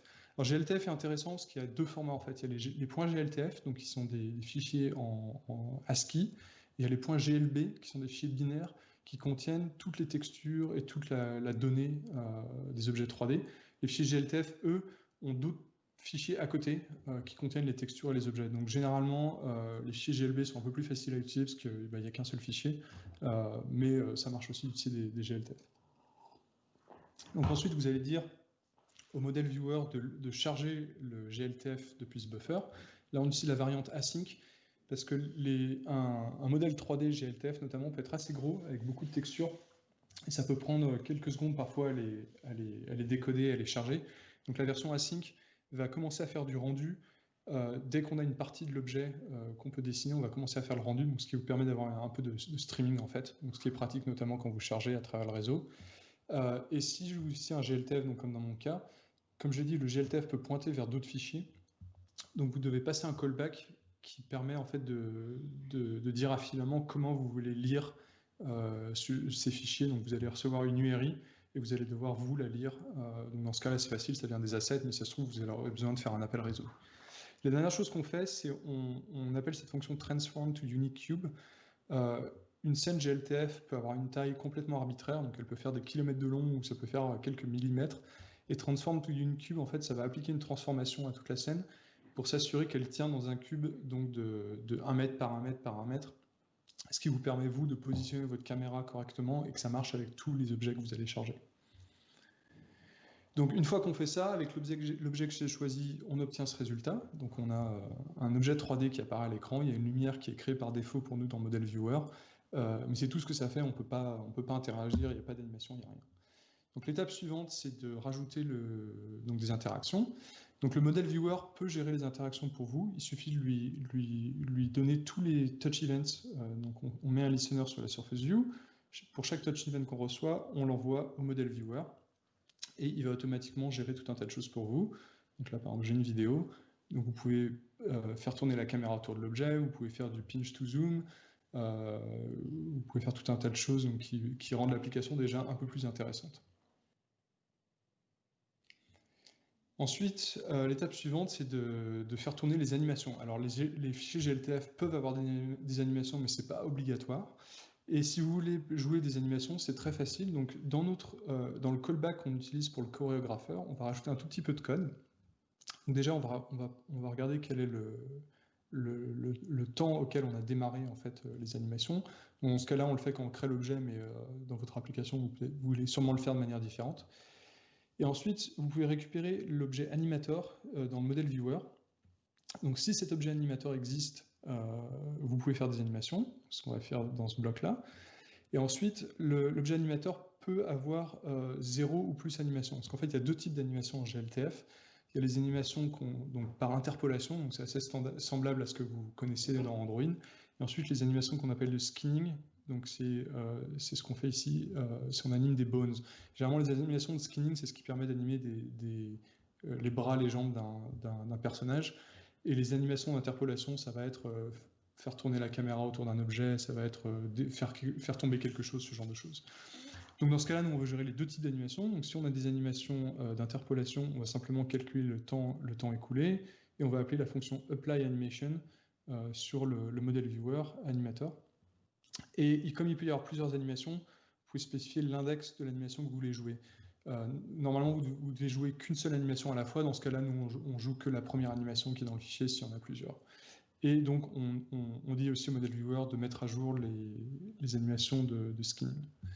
Et une fois qu'on a fait ça, si on relance notre application, ça nous donne, si la vidéo se joue, voilà. Donc toutes ces animations-là, juste avec les quelques lignes de code qu'on a rajoutées, ça va se jouer automatiquement. Et tout ça, ça vient du fichier GLTF en fait, que j'ai téléchargé depuis Sketchfab. Et donc c'est très très simple à faire. Et c'est déjà beaucoup plus intéressant. Alors ensuite, vous avez vu que le rendu pour le moment est quand même un peu tristounet. On a un fond gris, on a une lumière, et en fait on va utiliser un autre type de lumière qu'on appelle les environment maps, ou les IBL, ça veut dire Image Based Lighting. Et l'idée ici, c'est d'utiliser en fait une photo à 360 degrés qu'on peut utiliser comme une source de lumière. En fait, imaginez que la scène est à l'intérieur d'une sphère, que cette photo recouvre la sphère, et que chaque pixel de cette photo en fait sert de lumière. Donc ça permet de faire du rendu, notamment déjà du lighting qui est plus intéressant, mais qui est aussi beaucoup plus réaliste. Donc là, j'ai téléchargé cette photo sur un site qui s'appelle hdrihaven.com. Tiens, apparemment, il y a quelqu'un dans le chat qui bosse à cet endroit. Tu vas voir ce que ça donne en 3D. Et donc vous pouvez télécharger des environnements de maps gratuits sur ce site, il y en a beaucoup de très très haute qualité. J'ai mis l'URL en bas de celle que j'ai utilisée. Alors, ces IBL ou environnement de maps, c'est très très utile parce que là, j'ai créé une petite scène dans filament, donc c'est simplement des sphères, donc des métaux et des non-métaux, et je les ai mis dans différents environnements avec différentes IBL. Et vous pouvez voir la différence que ça fait en fait au niveau du lighting. Ça permet vraiment d'intégrer ces sphères dans l'environnement, ça leur donne un aspect vraiment réaliste, puisque le lighting vient de toutes les directions. Donc on a exactement, donc par exemple si vous regardez la troisième en partant du haut, on a un coucher de soleil qu'on peut voir dans les reflets. Vous pouvez voir sur les sphères blanches plus rugueuses qu'on a vraiment cette lumière orangeâtre qui vient de là où vient le soleil, sans avoir à s'embêter à nous rajouter des lumières dans la scène. Donc ça c'est une technique qui est très commune en 3D, qui est notamment utilisée énormément dans l'industrie du cinéma. Souvent ils prennent des photos sur le set où ils tournent, et après quand ils font les effets 3D, en fait ils réutilisent ces photos qu'ils ont utilisées pour avoir le même lighting qu'ils avaient sur place pour le film. Donc ces textures sont énormes, donc je crois que celle que j'ai utilisée pesait quelque chose comme 100 mégaoctets, donc on va pas les utiliser en tant que telles. Et en plus pour les appliquer en temps réel, on a besoin, les calculs sont très très très très complexes. Donc en fait on va faire des pré-calculs offline. Donc pour ça il y a un outil qui vient avec Filament qui s'appelle CMGen, donc il faut que vous téléchargez la version de Filament pour desktop, on ne peut pas vous le donner sur Maven Central. Donc c'est un petit outil en commande en ligne qui va vous permettre de convertir cette énorme texture dans un format optimisé que Filament peut comprendre. Donc ça c'est la commande à taper, donc vous pouvez le faire de différentes manières, mais le plus simple c'est ça. Donc vous lui dites que vous voulez gérer un format en .ktx. Le "-x c'est simplement le dossier dans lequel vous voulez exporter le fichier ktx, et vous lui donnez la source, et en fait ça va générer deux fichiers. Il y a un des fichiers qui va s'appeler IBL, donc ça c'est vraiment la lumière elle-même, et le deuxième va s'appeler Skybox, donc ça c'est ce qu'on peut mettre dans le fond de Filament pour simplement servir de background en fait à la scène. Et vous pouvez utiliser l'un sans l'autre, vous n'avez pas besoin d'utiliser les deux. Donc ensuite, comment on utilise ces fichiers? Donc on va dans notre méthode create skybox, au lieu de faire une skybox qui est de couleur unie, on va prendre notre engine, notre scène, on va lire notre premier fichier ktx, donc ça c'est l'IBL, donc c'est vraiment ce qui fait le lighting, et on va appeler cette fonction utilitaire qui s'appelle create indirect light, et ça va créer un objet filament qui s'appelle donc de type indirect light, et on va lui setter une intensité. Donc ça c'est une intensité qui marche bien pour les paramètres par défaut de Filament et pour la plupart des environnements, et ensuite on va rajouter cette lumière indirecte à la scène. Et ensuite pour la skybox, c'est un peu comme avant, sauf que là on utilise une fonction create skybox en fait qui est créée à partir de ce fichier ktx. Et une fois que vous avez fait ça et qu'on recharge l'application, vous avez ce résultat. Et si on tourne la caméra autour, oups, je croyais que j'avais une vidéo. Mais non. Donc c'est juste un screenshot, mais vous pouvez voir, donc on a notre fond, et vous pouvez voir aussi que la lumière qui éclaire l'objet vient en fait de tous les côtés. Et vous pouvez voir notamment, c'est plus sombre sur le dessous de l'objet parce qu'en fait le sol est plus sombre que la lumière qui vient du haut. Donc c'est une façon très très simple de créer en fait des effets beaucoup plus réalistes facilement.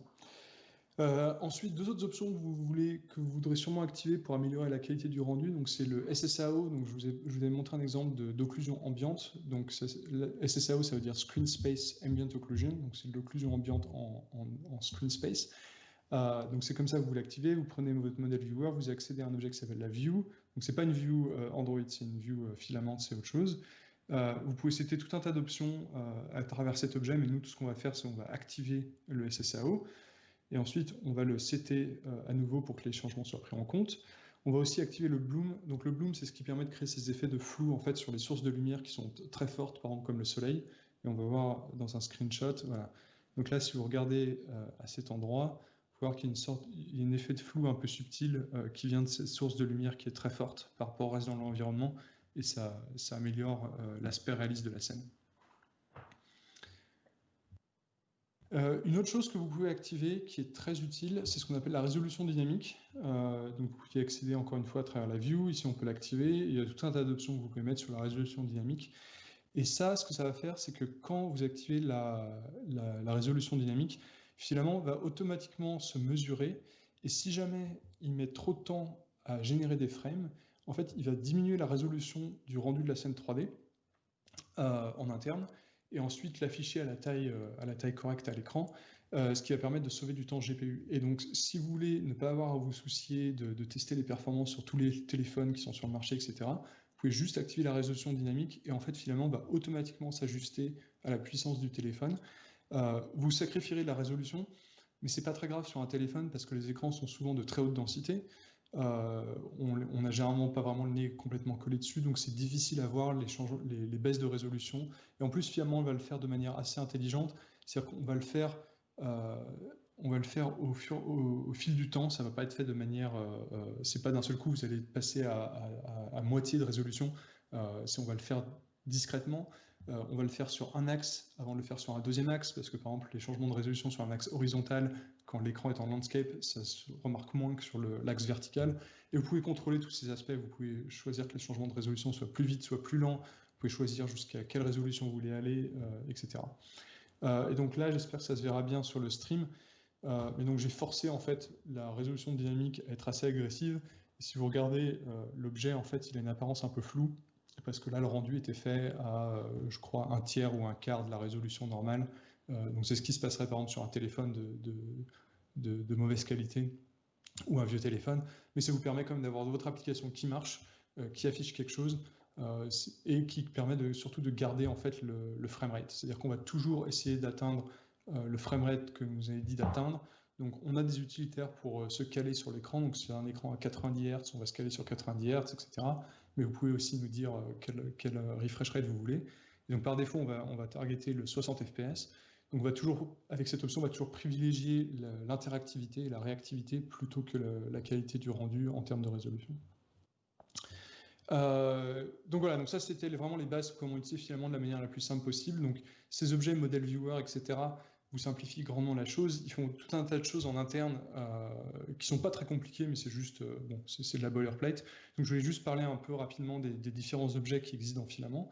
Donc on a l'engine dont j'ai parlé. Donc l'engine, pour ceux qui connaissent, en fait, c'est l'équivalent d'un contexte OpenGL. Donc toutes les textures, tous les modèles 3D que vous allez créer, en fait, toute la mémoire que vous allez créer va être gérée par l'engine. Un engine peut être utilisé en fait pour driver plusieurs renderers. Et donc un renderer, vous pouvez imaginer que ça doit être lié en fait à une surface. Donc si vous avez une surface vue, vous allez utiliser un renderer. Mais si pour une raison quelconque, et je vais vous montrer un exemple, vous voulez avoir plusieurs rendus 3D à l'écran vraiment distincts, vous pouvez utiliser plusieurs renderers. Un renderer lui-même peut faire le rendu de une ou plusieurs views. Et en fait, une view dans Filament, c'est une fenêtre, c'est un viewport. Donc c'est une position dans la surface, c'est une dimension dans la surface, mais c'est aussi donc une caméra, une scène et une skybox. La scène elle-même contient ce qu'on appelle les entités. Donc ce qui est intéressant, c'est que par exemple, vous pouvez avoir plusieurs renderers qui font le rendu de la même view.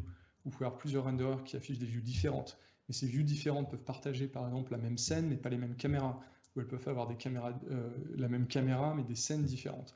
Vous pouvez faire tout un tas de choses assez intéressantes comme ça pour optimiser vos rendus. Et donc j'ai un ou deux exemples. Donc ça, c'est une application de test qu'on utilise nous en interne sur desktop. Donc en fait, là, ce qu'on voit, c'est donc un engine, un renderer, il y a 4 views, donc vous les voyez bien à l'écran, les 4 différentes views. Elles utilisent toutes la même scène, mais elles ont des caméras différentes. Donc en haut, par exemple, en haut à gauche, on a une caméra orthographique. En haut à droite, on a ce qu'on appelle une caméra de debug. Et les objets que vous voyez, les objets verts et rouges, c'est des objets qui nous permettent de débugger le rendu des ombres. Et en bas, vous avez deux fois la même scène en fait avec la même caméra. Ce qui est intéressant, c'est que ces objets verts et rouges, en fait, ils font partie de la scène, mais ils sont visibles que dans certaines des views, parce qu'on a un concept de ce qu'on appelle les layers, et vous pouvez dire à certains objets de ne s'afficher que dans certains layers. Donc ça vous permet de créer des views en fait qui cachent ou affichent certains layers pour faire du debug de ce genre-là. Donc ça, c'est un autre exemple. C'était, je crois que je l'avais montré quand j'avais fait ma présentation sur Compose. Donc c'est une application de test pour Compose que j'avais fait pour le mois de mai quand on a lancé la Developer Preview 2. Donc là, ce qui est intéressant, c'est qu'on a l'équivalent d'une recycler view. Et en fait, chaque carte dans cette liste, c'est un renderer filament différent. Donc chaque renderer a une scène différente, parce qu'on a des objets différents. Ils partagent tous le même engine, mais par contre, la skybox et la lumière indirecte, c'est la même dans toutes les scènes. Donc ça nous permet de réutiliser les objets, donc d'économiser de la mémoire, d'économiser des performances, et d'avoir des rendus complètement indépendants. On a des animations indépendantes à travers plusieurs surface views.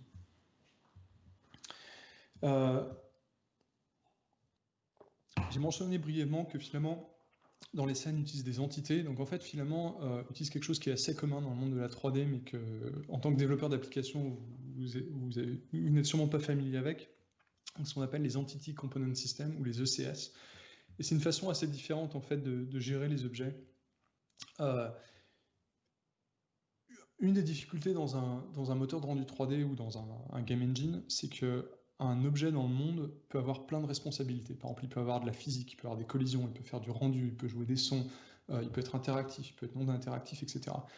Et si on modélise ça de manière classique avec des classes et de l'héritage, ça nous donnerait quelque chose de très compliqué et qui aurait beaucoup plus de fonctionnalités que ce dont on a besoin. Donc on utilise à la place un système complètement différent qui s'appelle donc les Entity Component System et qui a deux avantages. Un, c'est extensible, c'est-à-dire qu'en fait une entité, donc là je vais vous en montrer une entité, dans finalement c'est juste un entier, c'est littéralement un int, c'est rien d'autre, c'est vraiment un identifier, donc c'est très très léger. Et ça ne fait rien par défaut. Quand vous ajoutez une entité dans une scène, par défaut, elle ne va rien faire. Et en fait, on a ce qu'on appelle des managers ou des systèmes. Donc dans Filament, on en a 3 pour le moment, donc le Renderable Manager, le Light Manager et le Transform Manager. Et dans ces managers, on peut créer des composants, et ces composants, on peut les attacher en fait à une entité. Donc par exemple, ici, on va attacher un Render Component à l'entité, on va lui donner aussi un Light Component et une Transform. Donc là, maintenant, quand on fait ça, on a une entité qui existe dans la scène, qui affiche un objet 3D, qui a une lumière associée et qui a une transforme. Donc quand on bouge cette entité, la lumière et l'objet 3D vont bouger avec l'entité. Et ce qui est intéressant, c'est que si on veut rajouter des capacités aux entités, il nous suffit de créer d'autres managers. Et notamment, ça permet aussi à l'application de créer ses propres managers et donc d'associer des composants aux entités de manière très semblable en fait, à ce que nous on fait dans l'engine. Un autre avantage, mais ça c'est vraiment la tambouille interne, c'est que ça nous permet d'optimiser de manière très conséquente la manière dont on accède à la mémoire et ça nous permet aussi de multithreader en fait énormément la gestion donc, de ces différents composants et donc c'est très important pour nous au niveau performance. Donc si on crée une deuxième entité, par exemple cette deuxième entité pourrait avoir une transform mais rien d'autre, on pourrait avoir une troisième entité qui a une lumière et une transform mais qui n'affiche pas d'objet 3D et on pourrait avoir une entité qui elle ne fait rien du tout. Donc en pratique, c'est assez simple à utiliser, je vais vous montrer un peu de code. Donc on crée une entité en utilisant l'Entity Manager. Donc on obtient, dans ce cas-là, je l'ai appelé Renderable, mais comme j'ai dit, en fait, c'est juste un entier, c'est rien d'autre. Et ensuite, on va créer un composant, donc en utilisant le Renderable Manager Builder. Donc je ne vais pas rentrer dans les détails de ce qui se passe ici, ouais, je vais en parler un petit peu en fait. Mais à la fin, quand on appelle la fonction build, on lui dit de construire le composant sur une entité existante. Une fois que notre entité a son composant, on peut l'ajouter à la scène. On pourrait évidemment ajouter le composant après que l'entité ait été ajoutée à la scène. Donc globalement, c'est comme ça que marchent à peu près toutes les API. Donc un renderable dans Filament, c'est ce qui permet d'afficher quelque chose à l'écran. Donc les choses importantes à lui donner, c'est une bounding box. Pour des raisons de performance, en fait, Filament ne va pas afficher les choses qui sont en dehors du champ de vision de la caméra. Et pour savoir ce qui est dans le champ de vision de la caméra, on a besoin d'une bounding box. Donc ça, c'est un paramètre très important à nous donner. La géométrie, en fait, c'est simplement la soupe de triangle dont Filament a besoin. Le matériau, c'est quelle apparence on veut donner à la soupe de triangle. Et là, vous avez des chiffres magiques. Donc 1, ça veut dire qu'en fait, notre renderable contient un sous-élément. Et donc, la géométrie de ce sous-élément ici, on la set ici. Le matériau du sous-élément, c'est 0. Mais vous pouvez avoir un objet donc, avec plusieurs sous-éléments. Et typiquement, vous allez créer des sous-éléments quand vous voulez créer un objet qui, en fait, a différents matériaux. Donc, par exemple, si vous voulez faire une voiture, vous pouvez la faire avec un seul renderable. Et vous aurez un sous-élément pour les roues, ce qui vous permettra d'avoir un matériau de roue. Vous aurez un élément pour la peinture, pour le reste de la voiture, pour la peinture métallique. Donc un autre exemple pour les lumières. Donc ici, on va créer une lumière. Donc on crée une entité lumière. Et de manière similaire, on va appeler le Light Manager. Et à la fin, on va lui dire d'associer la lumière à l'entité lumière qu'on a créée. Donc là, par exemple, on crée une lumière directionnelle. On lui demande de donner une couleur qui est celle du soleil. Donc ça, c'est ce qu'on appelle les températures de couleur. Donc c'est du 5900 degrés Kelvin. Mais vous pouvez aussi créer des couleurs simplement en passant des valeurs RGB. On lui donne une intensité. Donc 110 000 lux, c'est l'intensité du soleil quand il n'y a pas de nuages. On lui donne une direction, on lui dit qu'on veut des ombres, etc. Et ensuite, on peut ajouter la lumière à la scène. Et les transforms, donc ça vous montre. Donc je vous ai montré comment créer des entités et des composants. Là, je vais vous montrer comment accéder à ces composants. Donc dans ce cas-là, on va appliquer une transform à un objet. Donc le transform, en fait, c'est une array de float. Donc on va mettre des trucs dedans, ça c'est pas très important. On va récupérer le transform manager de l'engine. Et on a besoin en fait de récupérer l'identifiant du composant, donc du composant transform sur une entité donnée. Pour faire ça, en fait, on va demander au transform manager de nous donner l'instance. Donc là, on parle de l'instance du transform manager qui est associée à l'entité qu'on appelle renderable. Et ensuite, une fois qu'on a cette instance, on va dire au transform manager, OK, s'il te plaît, sur cette instance, je veux mettre cette donnée, donc cette matrice de transform. Le truc le plus important à savoir sur les instances, c'est qu'il faut appeler getInstance chaque fois que vous avez besoin d'une instance. Vous ne pouvez pas garder cette instance parce que l'identifiant de l'instance peut changer d'une frame à l'autre. On a besoin de faire ça absolument en interne pour pouvoir préserver les performances du moteur de rendu. Donc ça, c'est toujours quelque chose de temporaire, le getInstance. Les entités sont quelque chose de global, mais les instances ne sont pas globales. Ouais, donc ça c'était un tour rapide. Ensuite, si vous téléchargez Filament pour desktop, donc vous avez plusieurs outils qui viennent avec, qui sont importants. Donc vous avez CMGen, dont j'ai parlé plus tôt, donc qui permet en fait de générer ces lumières indirectes. Mathc qui est le compilateur de matériaux. Donc ça, si vous voulez faire si vous n'utilisez pas GLTF ou vous voulez faire des matériaux custom, on a beaucoup de documentation sur le site web. Normal Blending, c'est pour mixer des normal maps ensemble. MIP Generator, bon, ça vous en fichez. Ça, c'est pour en fait filtrer vos textures de roughness pour réduire l'aliasing. Et ça, c'est si jamais vous voulez savoir quelle est la couleur d'un métal, vous pouvez télécharger des sites sur lesquels vous pouvez télécharger des mesures physiques au niveau de longueur d'onde des métaux, et vous pouvez donner ça à cet outil et il va vous dire quelle est la couleur RGB en fait d'un métal. Si vous voulez le code source complet de l'application que je vous ai montré dans ces slides, il est disponible ici à cette adresse. Et sinon, vous pouvez aussi aller voir directement sur le GitHub, donc dans le dossier Android Samples, dans le code source, on a tout un tas de différentes applications. Donc par exemple, on a juste comment afficher un triangle, comment afficher un cube, comment rajouter une lumière, comment rajouter des textures, jusqu'à un viewer GLTF. Donc ça vous permet d'apprendre les différentes API de Filament petit à petit, sans avoir à tout comprendre d'un coup. Et c'est tout pour maintenant, donc merci d'avoir écouté et j'ai un peu de temps pour des questions. Yes, super, merci beaucoup Romain. Donc si vous avez des questions, c'est sur Slido et on va commencer par... Du coup, il y a une première question, c'est est-ce qu'on peut faire des jeux avec Filament, genre juste appuyer sur un bouton et que ça déplace un objet ou quelque chose de ce style? Ouais, vous pouvez faire des jeux. La seule chose, c'est que par exemple, tout ce qui est gestion donc du son, des interactions à l'écran, de la physique, Filament ne va pas le faire pour vous. mais les API de filament proposent suffisamment pour pouvoir, par exemple, j'ai montré comment c'était des transforms. Vous allez avoir un petit moteur physique qui va vous calculer la position d'un objet, vous allez donner ses positions à filament en tant que transform sur les objets, et donc nous, on fera le rendu. Ok, cool. La question suivante, c'est d'où vient le nom filament? Et ben en fait, on voulait trouver un truc en rapport avec la lumière, mais qui n'était pas déjà utilisé. Et juste, on est tombé là-dessus. Il n'y a pas de raison particulière. Et d'ailleurs, pour l'anecdote, ce qui est intéressant, c'est que Filament a été créé. Alors, ouais, je vais vous donner l'anecdote parce que c'est rigolo. Donc, Nicolas Roard, que vous connaissez de Constraint Layout, et donc Mathias Agopian, qui travaille avec moi sur Filament, qui est l'auteur en fait de Surface Flinger d'ailleurs sur Android. On a travaillé ensemble pendant un an dans la division robotique qui avait été créée par Andy Rubin, donc le créateur d'Android. Et oui, finalement, ça sonne français parce qu'on était 3 Français. Et donc, une fois qu'on a décidé de revenir sur l'équipe Android, on avait en tête 2 projets. Donc, le premier projet, c'était ce qui est devenu Constraint Layout, qu'on appelait Sherpa à l'époque. Et le deuxième, c'était donc Filament. Et c'était assez marrant parce qu'en fait, ils n'avaient pas prévu qu'on revienne, donc on n'avait pas de bureau. Donc on était obligé de squatter la bibliothèque des avocats. Il y a un bâtiment dans lequel les avocats de Google travaillent, donc on squattait leur bibliothèque. Et donc on a passé 4 mois en fait à squatter une bibliothèque, et c'est là qu'on a créé Constraint Layout et Filament en même temps, nous tous les 3 dans un petit coin. Et donc oui, le nom Filament est venu juste de 3 Français qui discutaient autour d'un café dans leur bibliothèque d'avocats. Ok, super anecdote, merci.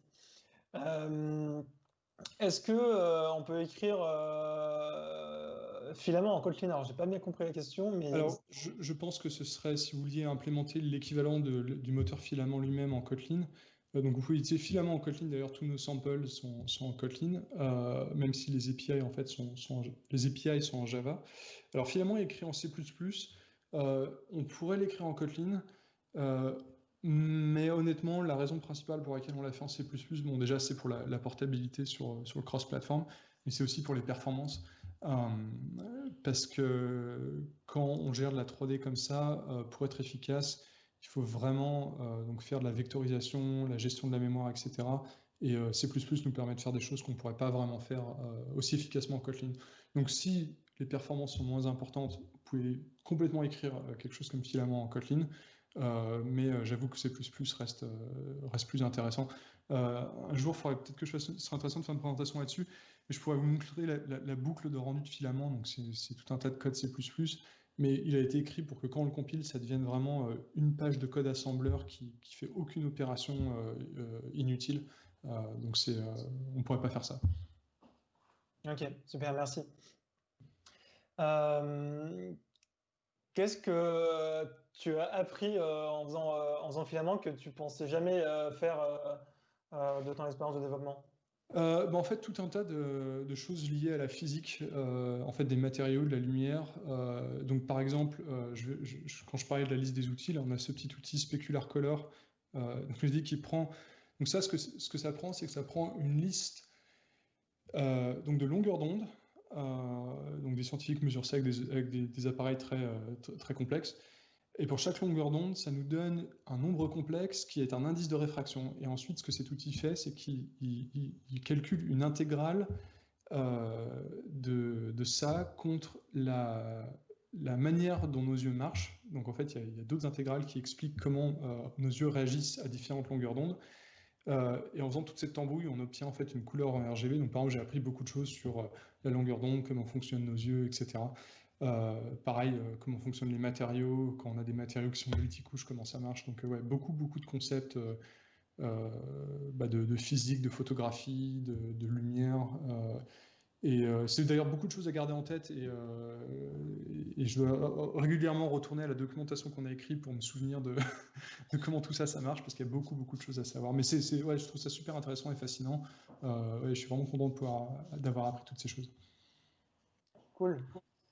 Quelle est l'histoire de la tête de singe qu'on voit dans un peu tous les moteurs de 3D? Donc Suzanne, elle s'appelle la tête de singe. C'est parce que dans Blender, quand vous créez un objet, vous pouvez créer donc un plan, une sphère, un cylindre et donc Suzanne, donc il y a une tête de singe qui est par défaut dans Blender. Et donc c'est pour ça qu'on la voit, elle est si commune. Et ça permet d'avoir un objet qui est relativement complexe et de ne pas avoir de problème de copyright. Donc, je vais vous montrer. Je ne sais pas si on voit mon écran. Mais ouais, donc dans Blender. Il doit pouvoir switch l'écran.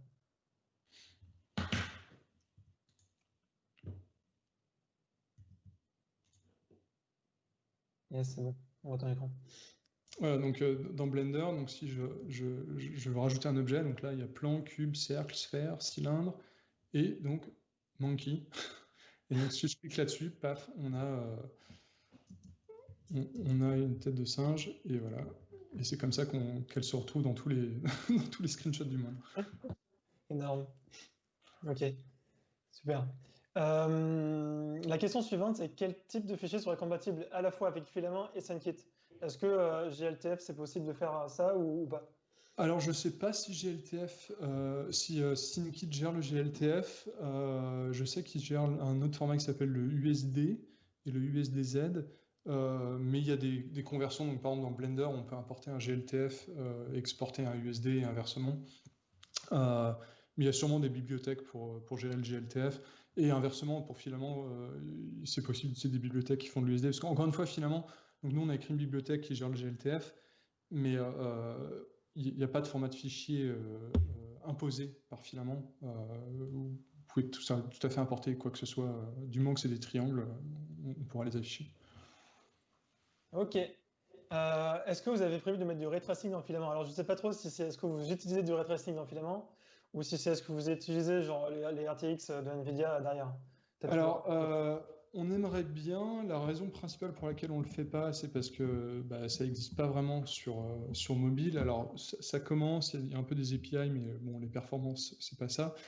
Mais en fait, en pratique, ce qui se passe, c'est qu'il y a des formes de ray tracing, ou plus précisément du ray marching dans beaucoup d'engines. Donc, il y a beaucoup de choses qu'on fait, nous, par exemple, pour des ombres, pour l'occlusion ambiante, qui sont en fait une sorte de ray tracing. Mais un jour, si on peut avoir des GPU qui font du ray tracing sur mobile et qui le font bien, ce serait super. Ouais, les jours où NVIDIA sortira un GPU aussi puissant sur mobile que sur desktop, on n'y est pas encore, je pense. Oui, on peut, ça dépend de ça dépend de la batterie, quoi. Oui, effectivement. Et de la taille du téléphone. Et de la taille du téléphone, oui. Comment ça se passe pour debug une scène? Est-ce qu'il y a des outils qui sont fournis avec Filament? Ça dépend ce que tu entends par debug. Nous, on utilise surtout des outils externes. Donc, par exemple, sur Android, il y a un truc qui s'appelle Gapid, qui est d'ailleurs remplacé par un autre truc qui s'appelle AGI, qui est un outil en fait qui est plus généraliste, qui permet de débugger du Vulkan et de l'OpenGL. Donc, on utilise surtout ça. Sur les autres plateformes, il y a des outils équivalents, mais ce serait intéressant, si tu me contactes, s'il y a des trucs particuliers que tu aimerais pouvoir débugger, ça pourrait être intéressant. On a un mode, c'est-à-dire qu'on a une version de debug des bibliothèques Filament. Si vous utilisez ça, en fait, nous, on active beaucoup d'asserts en plus, donc qui valident les paramètres, etc., qui font des crashs si les choses se passent mal. Donc, généralement, c'est un bon truc à utiliser. Et dans la version de debug, en fait, on peut se connecter via un browser à Filament et ça nous permet d'inspecter les matériaux et de modifier les shaders en temps réel, en fait, de taper du code et de voir le résultat en temps réel dans l'application. Ok, cool. Super. La question suivante, c'est la question d'Antoine. Est-ce que c'est possible d'utiliser Filament pour faire de la VR? Alors, techniquement, oui, mais ce sera de manière plus coûteuse que ça ne pourrait l'être. Donc, on peut le faire en faisant 2 views. D'ailleurs, il y en a qui font ça. Certains de nos utilisateurs font ça. Mais il faudrait que nous, on intègre la VR dans l'engine. On a une feature request sur le GitHub Tracker. Mais j'avoue que c'est pas quelque chose qu'on nous demande régulièrement. Donc, pour le moment, on s'en occupe pas. Par contre, on peut faire de l'AR avec, notamment avec ARCore. C'est l'utilisation principale qu'on nous demande en dehors de la 3D pure. Ok. La question suivante. Comment vous évaluez une amélioration entre une version X et une version Z en termes graphiques? Est-ce que vous avez des tests? Est-ce que vous avez des process pour vérifier que ce que vous développez, c'est mieux qu'avant? Alors en fait, donc pour les effets naturels, donc on utilise beaucoup de références, donc notamment des path tracers offline. On utilise aussi simplement des photos. Quand je travaillais par exemple sur tout ce qui est rendu des tissus, à mon bureau, il y avait tout un tas de tissus que j'étais allé acheter dans un magasin de tissus. Donc j'avais des boules recouvertes de tissus pour vérifier que l'engine a des bons résultats. Mais généralement, c'est comme ça que ça se passe. Toutes les équations qui sont utilisées, elles sont basées sur en fait de l'observation et des comparaisons avec des références, ce qui a ses propres limites, mais on ne peut pas tellement faire mieux. Et puis c'est vrai qu'au bout d'un moment aussi, on commence à prendre l'habitude et on arrive à remarquer soi-même les défauts. Ce qui est d'ailleurs très chiant parce que maintenant, chaque fois que je joue à des jeux vidéo, je regarde plus le rendu que. J'imagine. Est-ce qu'on peut prévisualiser des scènes en temps réel dans Android Studio comme avec Compose? Alors, on pourrait, il faudrait qu'on écrive un plugin. À une époque, Synform, donc finalement était utilisé dans le framework Synform de Google, avait cette fonctionnalité-là. Mais nous, on ne l'a pas recréé, mais ce serait complètement faisable. Nous, en fait, ce qu'on fait plutôt, c'est qu'on teste, on a des outils en fait sur le desktop, par exemple, dans Filament, on a un viewer GLTF, et on teste beaucoup avec ça directement sur le desktop. Ok, ça marche. Est-ce qu'on peut faire des jeux vidéo avec Filament? Alors du coup, on disait tout à l'heure qu'on pouvait interagir avec Filament, mais est-ce qu'on peut vraiment faire un jeu vidéo entier? Ouais, complètement. Ce sera juste du boulot pour faire tout le moteur autour, mais ouais, on peut faire un moteur de jeu vidéo autour de Filament. Ouais, concrètement, ça veut dire qu'il faut gérer l'ajout de nouveaux modèles 3D à la volée quand tu te déplaces, etc. quoi. Enfin, Il faut surtout faire tout ce qui n'est pas le rendu. C'est beaucoup de travail. Donc, comme je disais, le son, la physique, la logique, tout ce genre de choses. Donc, Ok. Il y a beaucoup d'autres choses à faire pour faire un jeu. Ouais, ça marche. Est-ce que ça marche sur iOS, macOS et Kotlin multiplateforme? Oui, alors finalement, c'est Linux, Windows, iOS, macOS et Android. Kotlin multiplateforme, je sais pas. Est-ce que nos API sont. Alors, on a des API C++ et des API Java. J'imagine que pour Kotlin multiplateforme, il faudra des API C, donc c'est tout à fait possible d'écrire un petit bout en C autour de Filament, parce qu'en fait, c'est Node.jni, c'est ce que c'est. On a un bug qui est ouvert depuis très longtemps pour qu'on écrive, ou du moins qu'on génère une API C. Mais sinon, ouais, ce que je sais, je crois pas que le JNI ça marche en Kotlin multiplateforme. Je connais pas assez mieux Kotlin multiplateforme malheureusement. Mais enfin, c'est possible techniquement. C'est juste combien de temps tu veux y passer. Ok. Est-ce qu'on peut utiliser Filament pour faire des effets vidéo? Donc des shaders, des filtres, déjà, Ouais, mais- ouais, on peut, notamment sur Android, on peut accéder avec des surfaces textures ou des hardware buffers. On peut exposer des vidéos sous forme de texture. Donc c'est comme ça qu'on fait de l'AR en fait à Filament.